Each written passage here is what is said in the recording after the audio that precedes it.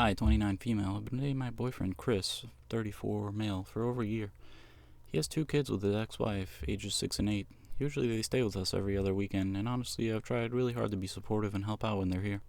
Last weekend, Chris told me he was running out for an hour to help a friend move furniture.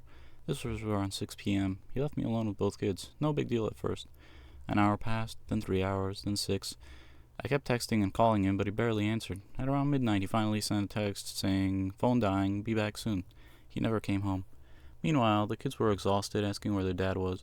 The younger one started crying because she thought something bad had happened to him. I had work early the next morning, and I still felt completely abandoned.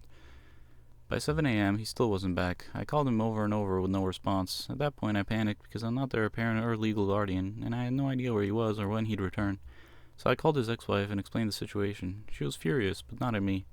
She came over immediately to pick the kids up. She kept apologizing to me and said this wasn't the first time he'd disappeared overnight while he was supposed to be watching them.